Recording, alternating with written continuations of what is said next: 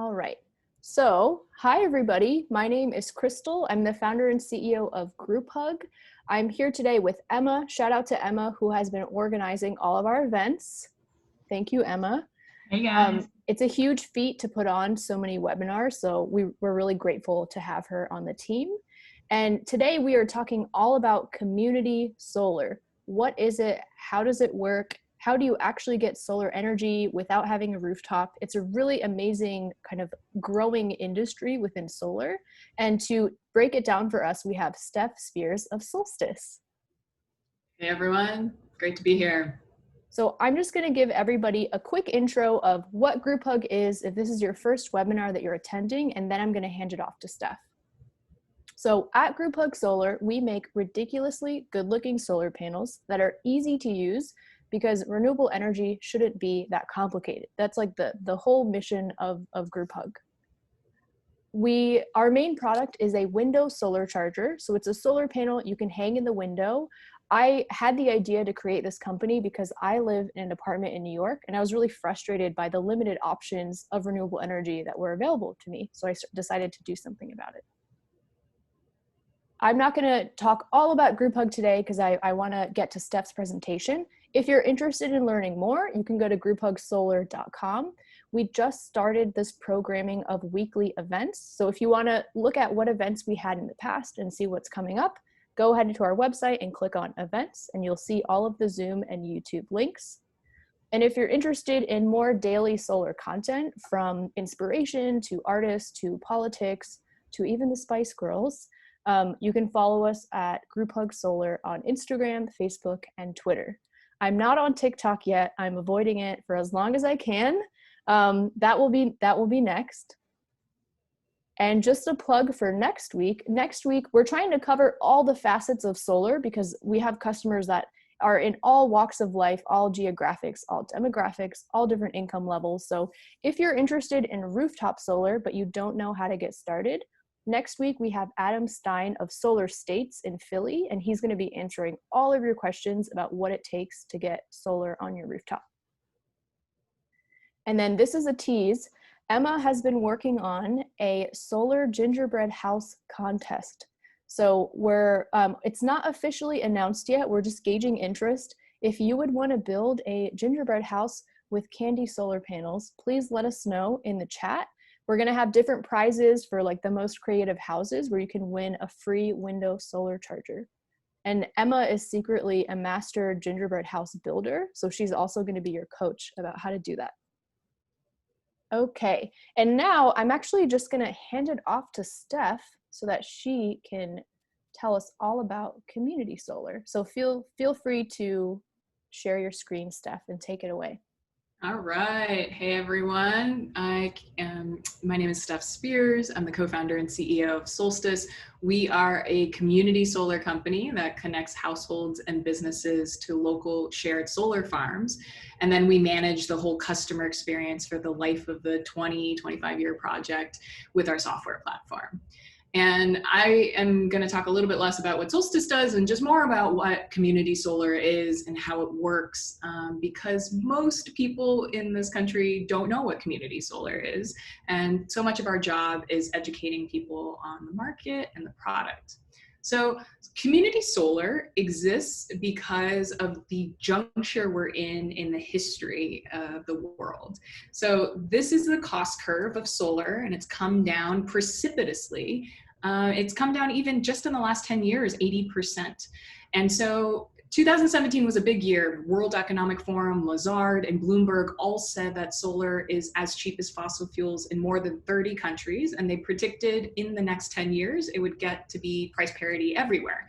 And breaking news a couple of weeks ago, the International Energy Agency said solar is cheaper than ever again. And it's now so cost competitive that they predicted solar will continue to grow exponentially in the next few years. So a few years ago, we couldn't have an honest conversation about how to make solar more accessible to people because it was so expensive. But now that it's as cheap as fossil fuels in more and more places, now we can talk about how to get more people access, how to make it democratic.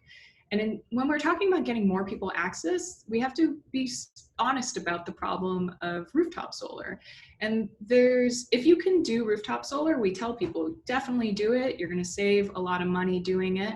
But to get rooftop solar, you kind of have to be a unicorn. Okay, what does that mean? So in America, there's about 4 out of 5 Americans that are locked out of the solar market for a variety of reasons. You know, maybe they don't control their rooftop because they're a renter or a condo owner.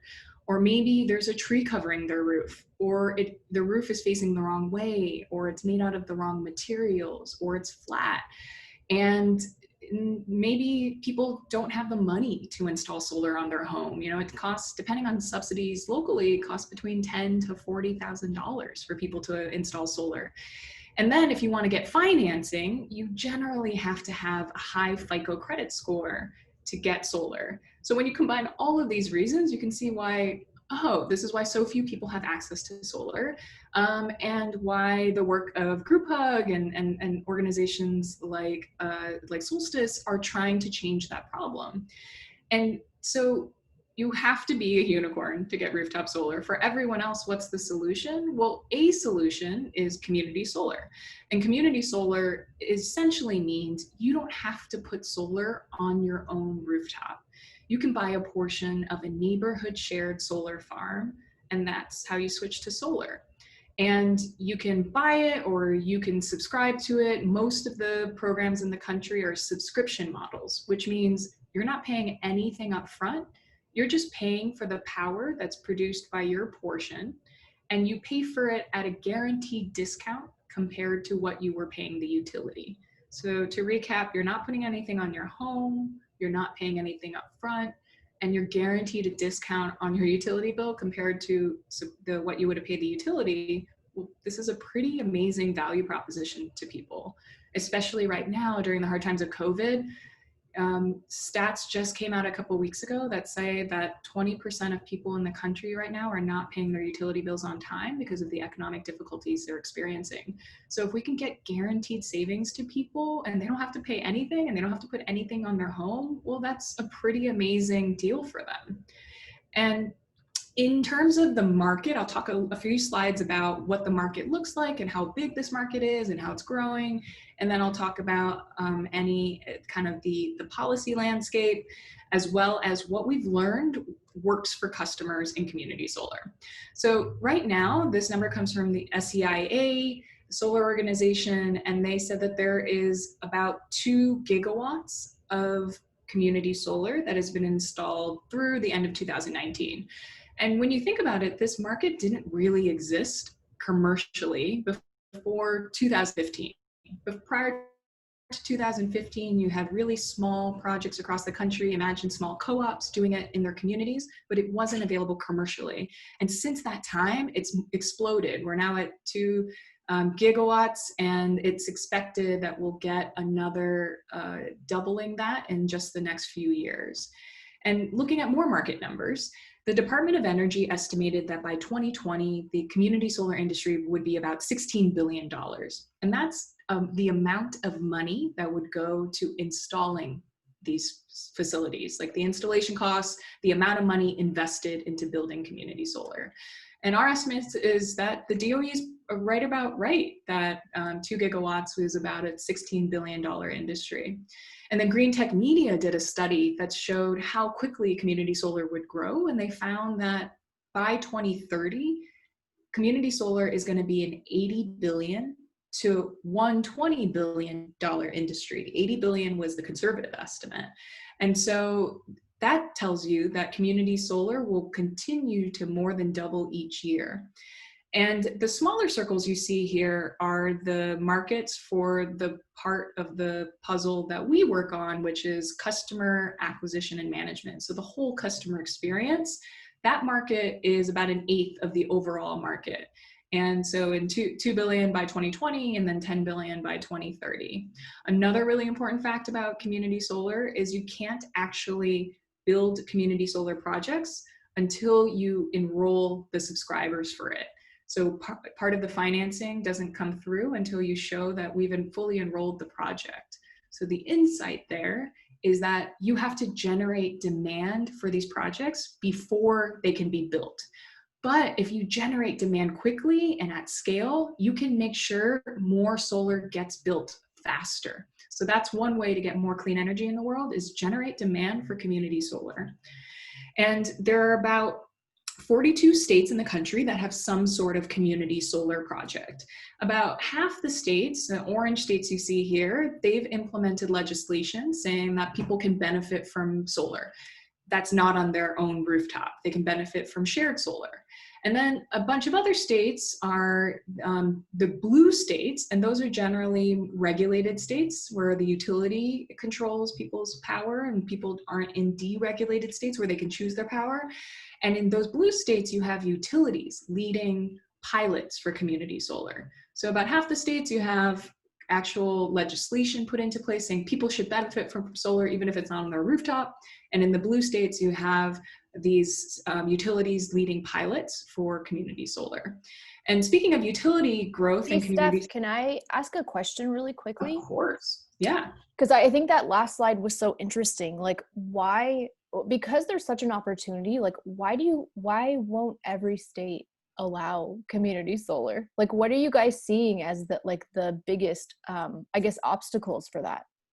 Yeah, and so there's a couple of things. If you look at the states that are gray, those are states that don't have any sort of community solar project at the moment. And some of these states are actually considering community solar legislation, like Pennsylvania, for example.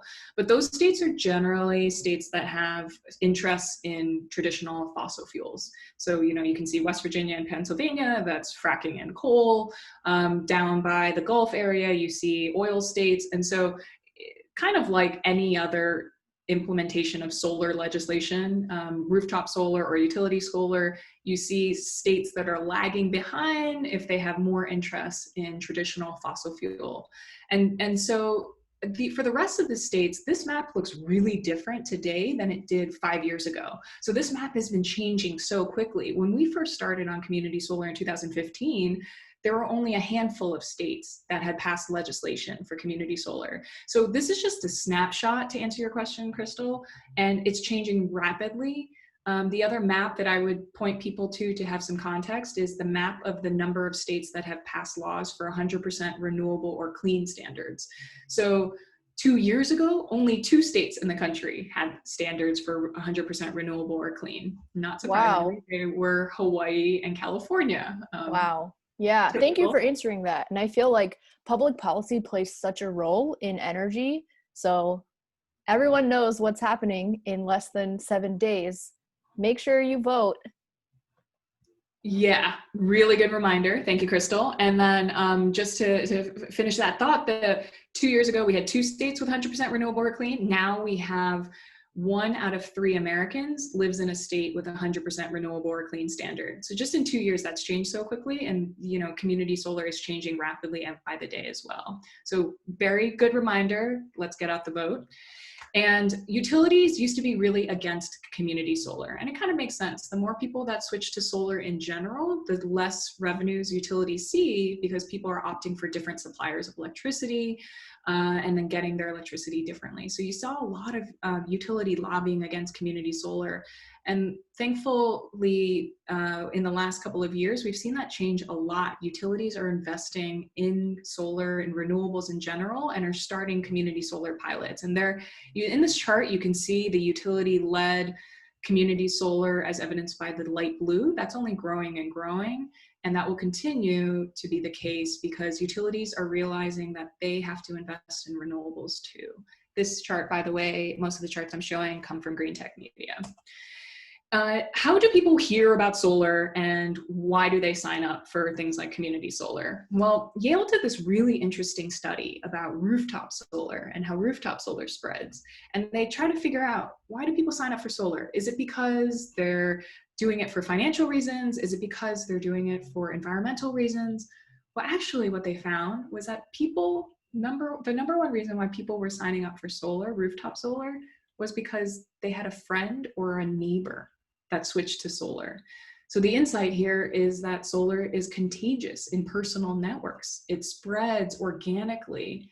And yet that's not how solar has been sold for a couple decades. Solar is generally sold using more stranger to stranger, archaic methods of marketing, the cold calling, the door to door, the yelling at you as you walk by in Home Depot, the direct mail. And those all are effective, but they're effective at really low single digit conversion rates. And what we've learned at Solstice about what gets people to sign up for solar, we've learned that trust is a big deal in getting energy to more people. So our conversion rates from previous to last quarter, when people heard about this through their friends and neighbors, they converted at a 50% or better conversion rate. And that even our digital online conversion rate was pretty good. It's 14% better than the 1 to 2% you're going to get on cold calling. But when you look at the true opportunity for spreading solar more quickly to people, it's through networks. It's getting entire communities to switch to solar together. And I also want to talk about how this affects low-income customers, because community solar is touted as being a solution for social equity and clean energy. Again, you're not paying anything up front. You're not putting anything on your home, so you don't need to be a homeowner, and you're getting guaranteed savings on your electricity bill. So this should be the most effectively accessible and affordable type of solar out there. There's just one problem. I mentioned FICO scores earlier. So little known fact, in order to get solar financing in this country for rooftop solar and to get community solar in a lot of instances, you have to have a FICO score of 680, 700 and above. More than half the country doesn't have that FICO credit score.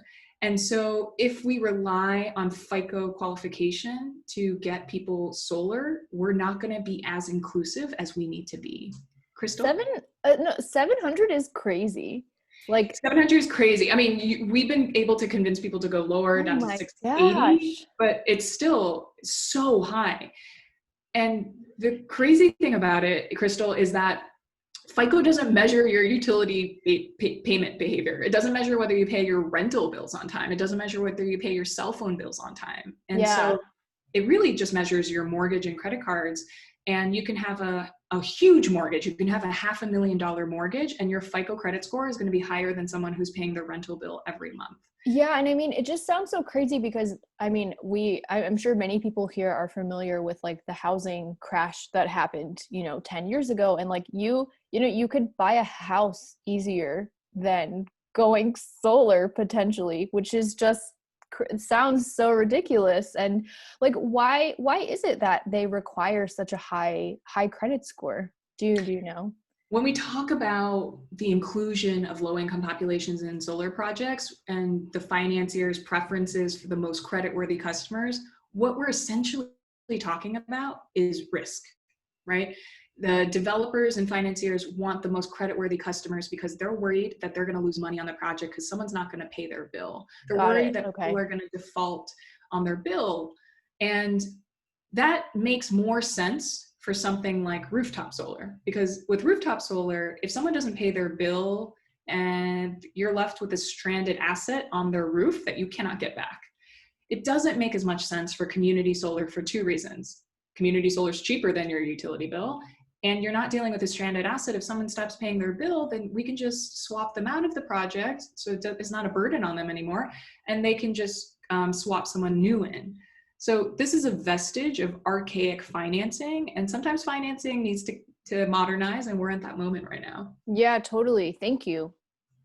And as you can see on the right side, we're in this moment in history where it's really important that we be explicit about the effects that these systems have on the most marginalized population. So when you're looking at Black or Latinx folks, they are even more disproportionately affected by a FICO score qualification because they're systemically, they are either more credit invisible or they're more low income and affected by this discriminatory system.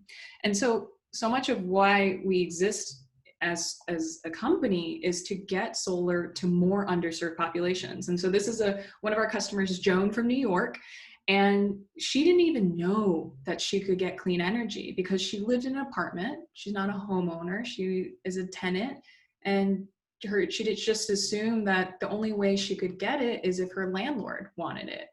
And then she realized that community solar could allow her to join a local solar farm and it would lower her costs. And she got really excited because she wanted to support environmentalism, but she couldn't pay more for green energy. And she's a single mom and she's just trying to the best she can to make it. And so community solar can help someone like Joan, as well as millions of other Americans. And another thing, we just talked about the FICO problem. Something that Solstice has done is invent a new qualification standard. Like, why are we using FICO to qualify customers for solar anyway? Why can't we use their utility repayment history or other demographic data that shows, yeah, they can pay their bills.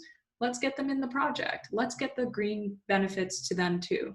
And so we invented something called the energy score that allows your utility repayment history and other demographic data to be the determinant of your creditworthiness, as opposed to something archaic like FICO. And we found that our energy score is more accurate at predicting who pays their utility bills than FICO is. And it's also more inclusive of low-income Americans. So we live in a world where we can use technology and data science to create more inclusive paths for people. And the energy score is one path forward, but there are many other ways that business can do better for low-income populations.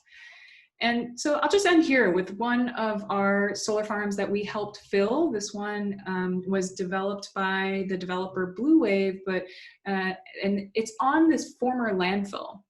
So this used to be all just mounds of trash. And the building next to it is the transfer station. This is where people in the town drop off their recycling and their trash. And now, instead of seeing mounds of trash, they get to see their community solar farm. And the town people told us they get so excited when they drop off their recycling, they get to see their farm. And this is the America that we are working towards.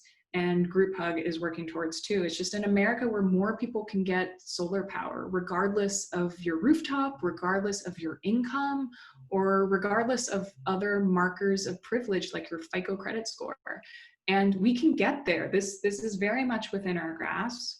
And so I'll stop here and take any questions anyone has. Awesome. Thank you so much, Steph. I think, so a couple people did drop questions into the chat. So I think the one main one, and people ask me this too, and I will fully credit Scott from your team, who I actually, it's like a really short, funny story. I had written into like your customer service before because I was so interested in going community solar myself, living in New York. And at one point I remember just chatting like what looked like your chat box on your website. And then a couple sentences in, it was Scott, and he was like, "Is this Crystal?" And I was like, "Yes, like I'm back. Like I just have so many questions," and he's been super helpful, like helping me figure out what to do. So I think the question a lot of people have is like, how does it actually work? Like, because the solar panels are, I think rooftop solar, it's easy to kind of imagine how you have the solar panels on your roof, there's wires, they hook into the grid right by your house. But like how does it actually work with community solar? Do you actually get the energy? If you want to like talk through that a little bit. Sure. And I have no doubt that Scott was incredibly responsive to you, and he's so knowledgeable, and he always teaches me stuff. So I'm glad to hear it. On the topic of community solar and how it works. So we're not talking about a microgrid here where people are directly plugged into the solar farm and the actual electrons are going from the solar farm directly to people's homes. The electricity from community solar farms goes through the grid. So it's connected to the grid, and it goes through the grid, and the way you see your benefit, it shows up as a credit on your monthly utility bill. So whatever power your portion of the solar farm produces, that's the credit on your monthly utility bill. And then you don't pay the full value of that credit, you pay us 90% of that credit. And that's how you get your guaranteed 10% savings. So whatever you would have paid the utility for that amount of power, you're now paying 90% of that and saving 10%. So a couple things important to remember. You can't say that the actual electrons are going directly to your home because it's entering the grid mix and there's a bunch of sources of power in the grid. But you can definitively say that by signing up for community solar, I helped this project get built because it would not have gotten built without your subscription. And so that's a really important distinction to make. Yeah, I think that was a great explanation. I think if anyone, I remember I used to have to take like electronics classes in college, and if anyone's ever like taken an electronics lesson, like the way electricity works is kind of like water, right? Like once it's open and flowing, you know, on the grid, you can't really direct it and say, send this electron to Steph's house. Like it just doesn't work like that, right? It just goes. So it isn't necessarily, I think, I don't want this to be controversial, but I think some people think that if solar isn't going directly to your house, it's like not really solar, and it can seem like a trick, but it's really not. Because you are supporting more of it on the grid, and that, like you just said, that farm wouldn't have gotten built without you. So oh, go ahead. On that note, can I just mention one thing, which is that rather than consider solar only real if you're directly plugged into it, I think the term that we use in energy is called additionality. Is your action allowing for additional capacity of renewable energy to be built? Additionality is what's important. And it's really important to distinguish additionality from, you know, when you get a direct mail in your mail telling you to sign up for a supplier of green power. That's not actually additionality. Most of those programs are just taking cheap wind renewable energy certificates from wind farms that have been built for a while and selling you those credits. But they get them for very cheap. They're less than $1 each, and they'll sell it to you at a premium. And that's the business model of those retail supplier companies. So really just kind of dig deep, do your research, and figure out, is what I'm doing helping additionality? With community solar, you can feel good about that. Yeah, I think that's such a good distinction. So somebody kind of asked this in the Q&A, but what Steph's company Solstice is doing is not those companies that you see at Whole Foods. They're not the ones knocking on your door. They're not the ones who are like, I mean, I know like Green Mountain Energy is kind of the most popular, famous one, I would say. I know Arcadia is kind of up and coming, but in those cases, I think most of the time, like Steph said, you're paying more for your electricity. You're paying a premium, and I guess, correct me if I'm wrong, I don't think you typically know where the actual farm is, right? It's just kind of like a unit. It's kind of like buying carbon offsets. If anyone has ever bought carbon offsets for a flight, it's kind of a similar thing. What Solstice is doing is they're guaranteeing that 10% savings every month.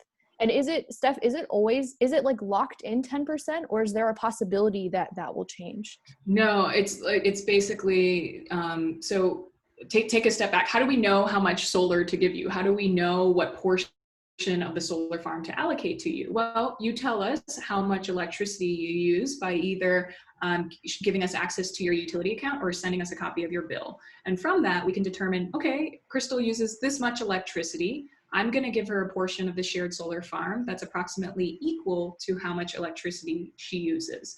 So we size shares to your usage, and then you're guaranteed that whatever your portion is producing in a credit every month, that you'll always get that electricity at a 10% discount. The actual amount of electricity produced by your, say, 10 panels, that will vary over the year, right? Like you're going to have more production in the summer and maybe less in the winter if it's more cloudy. Just like solar was on your own rooftop, you would see variation over the year. But we size your share to kind of balance out with your energy usage for the year. And we always guarantee that whatever credit is produced by your solar share, we will always give you a 10% discount compared to what you would have paid the utility. That's amazing. I think I just want to pause for a second to give people, we answered some of the questions that people came up with. So if you guys have any clarifying questions, definitely drop them in the chat. Steph, I have some more, I don't know, they're related. They're more like for fun questions. So Sure. if I subscribe to a Solstice farm, could I go and visit it? Like, is that possible?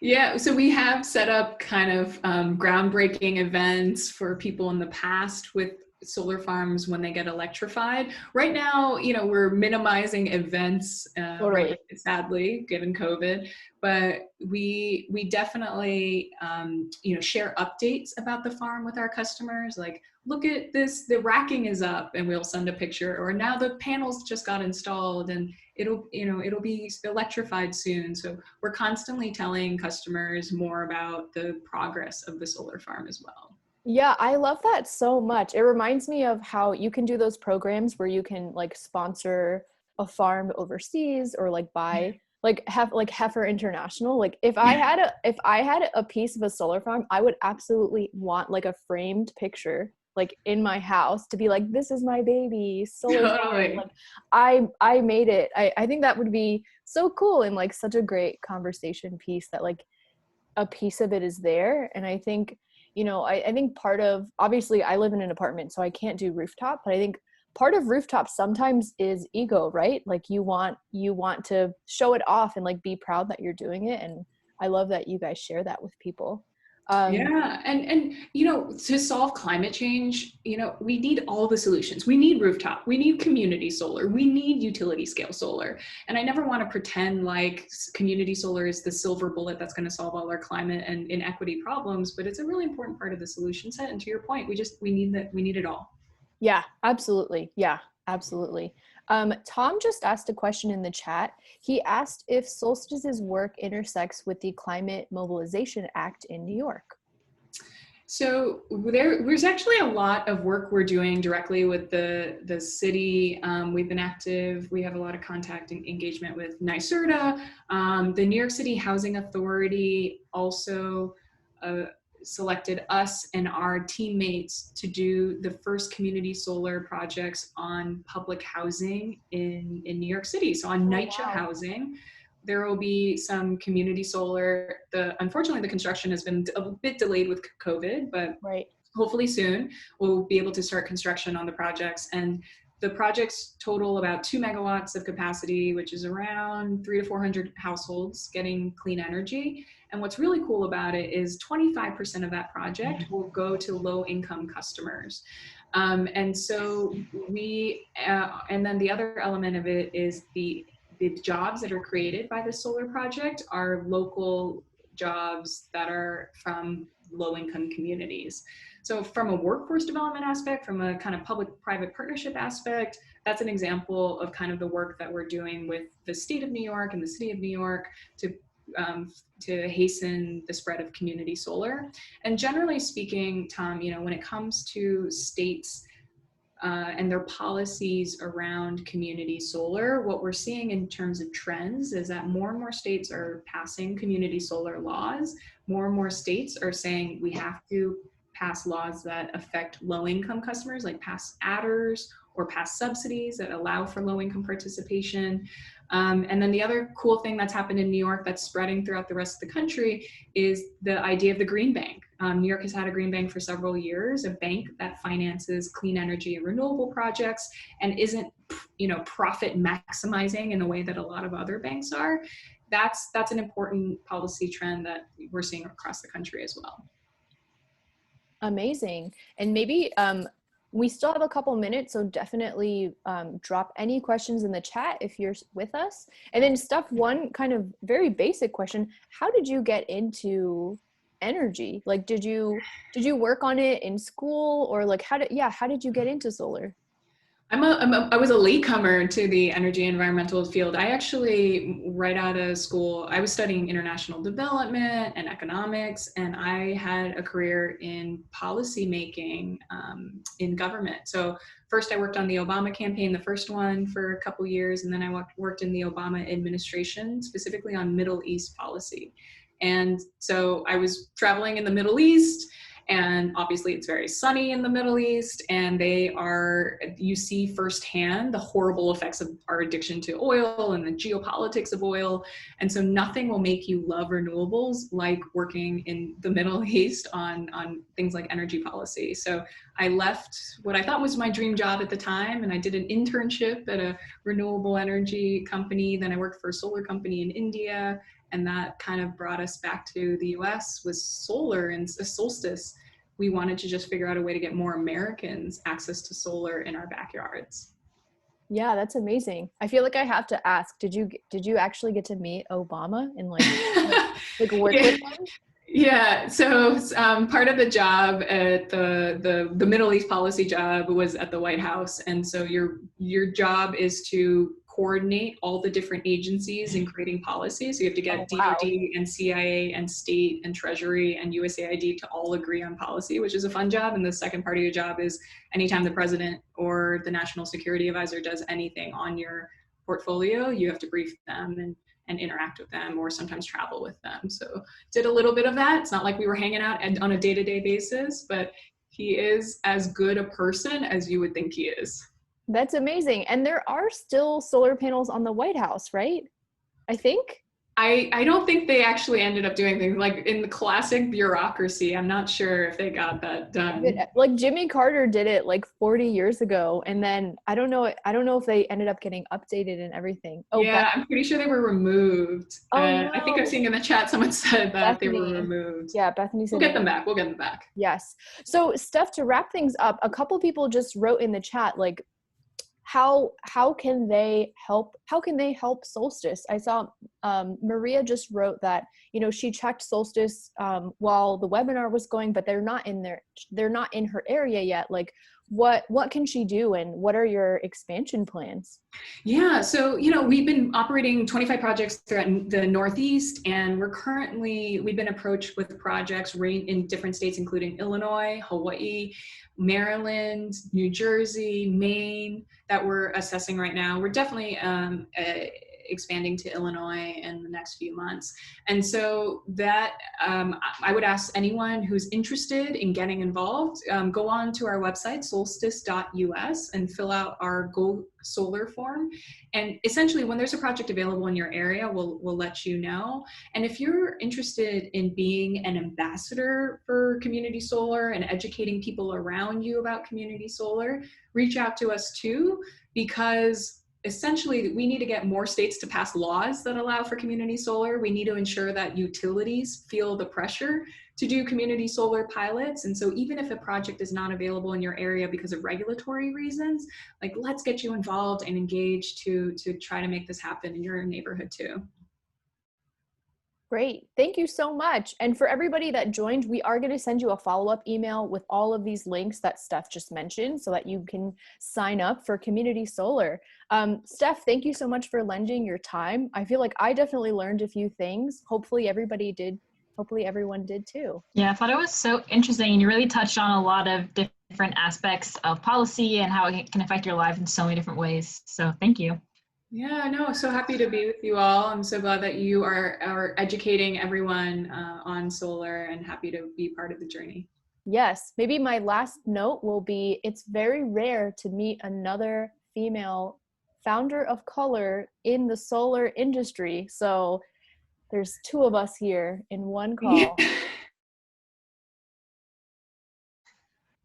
That's true. And I was just talking to another woman, a Black woman who just started a community solar company. And I was saying, let's all help each other, because there are not enough people in energy who are women or people of color. And we all have to kind of build each other up.